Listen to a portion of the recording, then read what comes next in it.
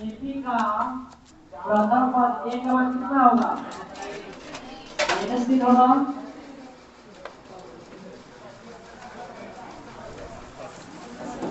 बैठिए बैठिए, आप लोग बैठिए बैठिए बैठिए बैठिए। सर ये किस क्लास के सब बच्चे हैं? ये अभी 10th क्लास का बच्चा है। माइक को थोड़ा सा आवाज दिक्कत होगा, निकाल दीजिए। कितना, कौन सा? 10th class. 10th क्लास के।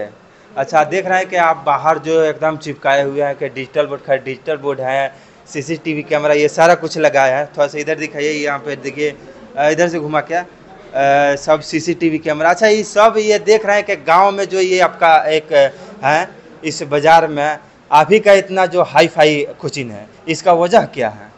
ठीक है, इसका जो है मेन वजह यह है कि बच्चे को जो है अगर जैसा उसको माहौल मिलेगा उसी माहौल के अनुसार उसका शिक्षा भी हो पाने में उसको रुचि होगा। अच्छा। क्योंकि आज के दौर में बच्चे जो है उतने पढ़ने में ज़्यादा जो है एक्टिव नहीं हो पाते हैं। अच्छा। तो उन लोग को जो है ये सोचा गया कि आखिर यहाँ से बच्चे आगे भी क्लास के लिए निकले तो उन लोग को ऐसा फील ना हो कि जहाँ हम लोग जो है पहले क्लास से पढ़े रहते तो आज हम लोग के आगे चल कर दिक्कत जो है परेशानी नहीं होता। तो उस सोच को ये डिजिटल बोर्ड आप कब लगाए? ये डिजिटल बोर्ड जो है नवंबर में आया है। नवंबर में लगा है। हाँ, रुकिए 1 मिनट, हमारा आपसे भी थोड़ा सा इधर आइए, इन लोगों से थोड़ा सा पूछा जाए। आप सबको ये 10th क्लास क्या है? आइए यहाँ पे।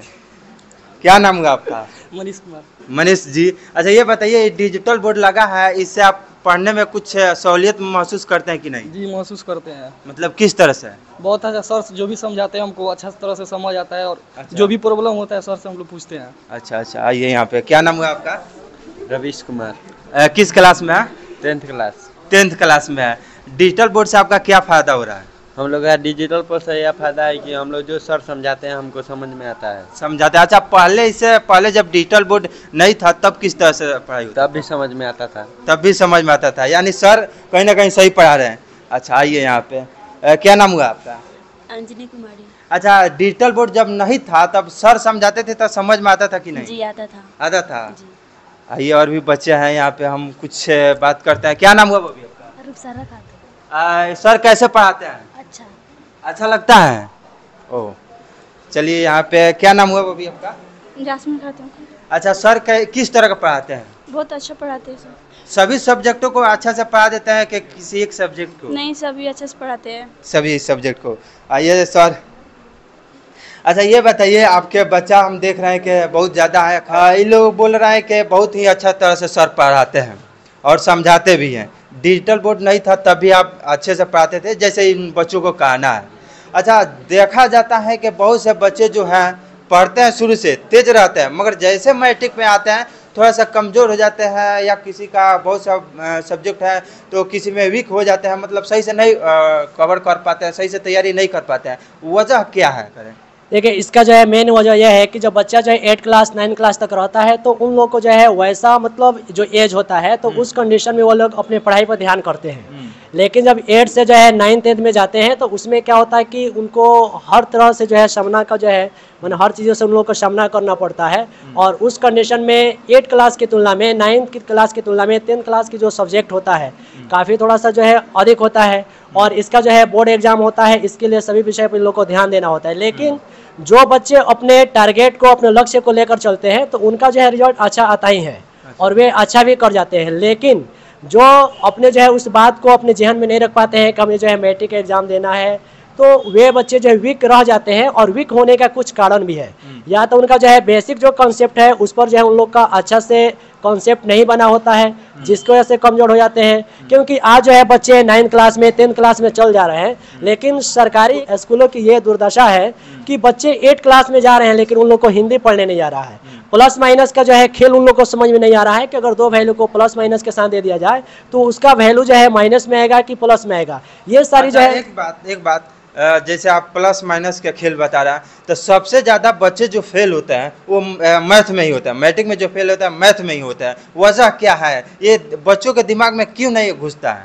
क्योंकि देखिए, मैथ जो है, मैथ एक ऐसा सब्जेक्ट है, math is a practice subject. Math को कहा गया है कि मैथ एक अभ्यास का सब्जेक्ट है, इसको रटने से, इसको रट्टा मारने से नहीं होगा। अच्छा, ऐसे तो नहीं कि जब बच्चों को समझ में नहीं आएगा, जो टीचर बता रहे हैं बच्चों को समझ में नहीं आएगा, तो फिर कैसे समझेंगे कि इस तरह से होगा? सिर्फ अब ऐसे अभ्यास करने से तो नहीं होगा, समझना तो जरूरी है। जी जी, क्योंकि देखिए मैथ का जैसे हम लोग ये जानते हैं कि मैथ आपका एक प्रैक्टिस का सब्जेक्ट है, और मैथ में होता है क्या है कि मैथ का जैसे हम लोग स्पेलिंग जानते हैं MATHS, ये मैथ एक ऐसा सब्जेक्ट है कि जो हर व्यक्ति जो है, हर स्टूडेंट इससे दूर भागना चाहता है। और मैथ का तो बहुत फुल फॉर्म होता है, लेकिन मैं जिस फुल फॉर्म के माध्यम से बताना चाहता हूँ, तो यहाँ हम देख सकते हैं कि M है, तो M का मतलब हो जाएगा मेरे, A का जो है मतलब हो जाएगा आत्मा, और T का मतलब हो जाएगा तुम्हें, और फिर जो है H का मतलब हो जाएगा हमेशा, और फिर जो है S का मतलब हो जाएगा सताएगी। तो इस प्रकार जो है अगर हम इन शब्दों को जो है पूरे डिटेल्स में पढ़ें तो इसका अर्थ निकल रहा है कि मेरी आत्मा तुम्हें हमेशा सताएगी। तो जब मैं खुद इस बात को बोल रही है कि मेरी आत्मा तुम्हें हमेशा सताएगी, तो ये जाहिर सी बात है थोड़ा सा बच्चे को टॉप लगेगा, लेकिन इस पर भी जो है कमांड बनाना, इसको भी जो है काफ़ी इजीली ढंग से समझने के लिए बच्चों को जो है अच्छे टीचर के पास जाना होगा। अब ऐसा नहीं है कि मैं सबसे बेस्ट टीचर मैं हूँ, बशर्ते कि जो है अच्छे जो है टीचर के पास जाएंगे तो उनको गाइडलाइन मिलेगा। और दूसरी बात कि टीचर के साथ साथ में जो है बच्चों को भी मेहनत करना होगा। अगर जो है टीचर 80% मेहनत कर रहे हैं तो उस कंडीशन में बच्चे को 100% मेहनत करना होगा, क्योंकि हर चीज़ जो है टीचर के ऊपर डिपेंड नहीं करता है। इसमें होता है क्या है कि मैथ के अंदर बच्चे जो है सर सवाल को समझा देते हैं, लेकिन बच्चे का जो है समझ नहीं बन पाता है। इसका मेन कारण यह है कि उन लोगों का जो है बेसिक जो कॉन्सेप्ट होता है वे काफ़ी वीक होता है। जैसे कि 10th क्लास के बच्चे होते हैं, उन लोग को जो है प्लस माइनस का जो है खेल जो होता है ये समझ में नहीं आता है। जैसे -6 + 3 दे दिया जाए, पूछा जाए बाबू कितना होगा, तो अगर जो है क्लास में 100 बच्चे हैं, मुश्किल से जो है 30 से 40 बच्चा बता पाएंगे। एक बात, आप इतना डिटेल्स में बोल रहे हैं, लग रहा है कि आप ही इसमें पखना बाजार में टॉप है। और भी तो कोचिंग है, और भी तो शिक्षक है जो पढ़ाते हैं, मगर वो लोग कैसे वो पढ़ाते हैं और आप कैसे पढ़ाते हैं कि आप ही के बच्चे जो है टॉप आते हैं और उन लोगों को थोड़ा बहुत डाउन हो जाता है। देखिए इसका मेन कारण यह है कि मेरे पास जो बच्चे होते हैं तो उनके जो है सवाल को सिर्फ जो है बोर्ड पर पढ़ा देना ये बड़ी बात नहीं है, बल्कि जो वर्क आप दे रहे हैं तो एक एक करके जो है बच्चे से जो चीज़ हम पढ़ा रहे हैं, यहाँ पर आप जैसे कि अभी सवाल किया हमसे कि पखनाहे के अंदर आप ही एक ऐसा टीचर नहीं है, इस बात को हम भी मानते हैं। लेकिन मेरा जो पढ़ाने का ये फॉर्मेलिटी है कि अगर यह साइंस हो या मैथ हो, किसी भी सब्जेक्ट की बात किया जाए तो मैं पहले उसके जो है थ्योरी को, उसके कॉन्सेप्ट को, साइंस को भी अगर पढ़ाते हैं तो एक एक लाइन को यहाँ पढ़ाया जाता है, जो कि आपको मैं पूरे दावे के साथ बोल रहा है कि पखनाहे के अंदर कहीं नहीं होगा। अच्छा एक बात, इतना बच्चे बैठे हैं, इसमें से आप कैसे अंदाजा लगाते हैं कि वे बच्चा कमजोर है, वे तेज है? हाँ, उसका जो है अंदाजा लगाने के हमारा ये मूल मंत्र है कि उस बच्चे का जो है रिकॉर्ड को फिर उसके माध्यम से जो हम सवाल देते हैं वो याद करके नहीं सुना पाता है, या जिसको हम एक्सप्लेन करके समझाए होते हैं फिर उसके बारे में कुछ पूछते हैं वे नहीं बता पाता है, तो इससे मैं अनुमान लगा लेता हूँ कि ये बच्चा जो है। अच्छा, तो वो जो कमजोर होते हैं उनको फिर आप कैसे आगे के लिए तैयार कराते हैं कि वो जाकर बोर्ड के परीक्षा में लड़े? हाँ, जो बच्चे जो है वीक है तो उनके लिए ये क्लास देना होता है कि बाबू सबसे पहले आप क्या कीजिए कि जो बेसिक कंसेप्ट है तो उस पर जो है आप कमांड बनाइए। अगर उस चीज पर आप कमांड नहीं बना पाते हैं तो उस कंडीशन में आपका जो है मतलब तैयारी अच्छा नहीं हो पाएगा। और दूसरा कारण, अगर बच्चे उससे भी ना मानते हैं तो उस कंडीशन में उनके जो हम गार्जियन से भी जाके कांटेक्ट करते हैं कि आपका जो है लड़का जो है घर जो है कोचिंग के अंदर अच्छा से जो है मतलब रिजल्ट नहीं ला पा रहा है टेस्ट में, या जो ही वर्क दे रहे हैं उसको अच्छा से डील नहीं कर पा रहा है, आखिर कमी क्या है, आपका लड़का घर पर पढ़ता है या नहीं पढ़ता है। तो उस चीज़ को मैं उसके घर के गार्जियन से भी जाकर मैं इस चीज़ को एब्जॉर्व करता हूँ, तो वहाँ से पता चलता है कि नहीं मेरा लड़का जो है 8 बजे 9 बजे 10 बजे रात तक घूमता रहता है। तो उससे मुझे ये डिटेल्स निकल जाता है कि वाकई में टीचर के अंदर कमी नहीं है, उसके गार्जियन के अंदर कमी है, फिर उसके बच्चे के अंदर कमी है। तो ये अंदाजा लगाया जा सकता है कि जो बच्चा कमजोर है, जो कहीं फेल होता है, तो टीचर की कमी नहीं है, कहीं ना कहीं बच्चों की कमी है जो सही से नहीं पढ़ पाते हैं घर पे।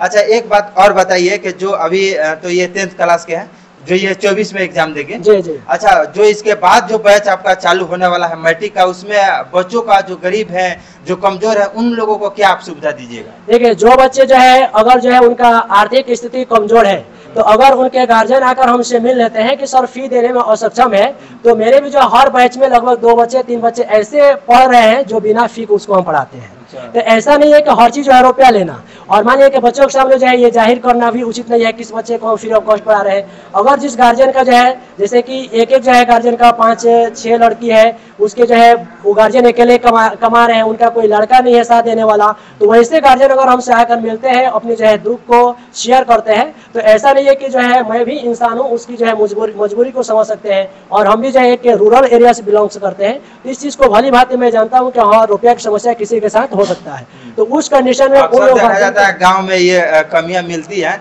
कि बहुत से जो लोग होते हैं कमजोर होते हैं और बच्चों को आगे तक नहीं पढ़ाते हैं। मगर सर हैं, आप लोग अगर देख रहे हैं इनका वीडियो, डिजिटल बोर्ड भी है, डिजिटल बोर्ड पर और अच्छे तरह से पढ़ाना, सर के अंदर वो खूबी है कि बच्चों को अच्छी तरह से समझा दे रहा है। जैसे कि यहाँ पे बहुत से बच्चे हैं, हम बच्चों से भी पूछे तो इन लोगों का कहना है कि सर जो है अच्छी तरह से पढ़ाते हैं और इनका पढ़ाया हुआ बातें, इनका समझाया हुआ बातें हमें समझ में आती हैं। तो अगर आप लोग यहाँ पे आना चाहते हैं तो आ सकते हैं। अच्छा सर, इस जगह का एड्रेस थोड़ा सा बढ़िया में डिटेल्स में बता दीजिए कि जो बच्चे देख रहे हैं वो आ जाए। चलिए, जो है इस संस्था का नाम है टारगेट कोचिंग सेंटर, जिसका डायरेक्टर MD अमरुल्लाह सर है, जो कि ये पखनाहा बाजार के अंतर्गत आता है। और वो भी जो है पखनाहा बाजार के अंतर्गत जो है प्रोजेक्ट उच्चतर माध्यमिक विद्यालय यानी जो हाई स्कूल है, उस हाई स्कूल के जो है पश्चिम दिशा की ओर ये पड़ता है।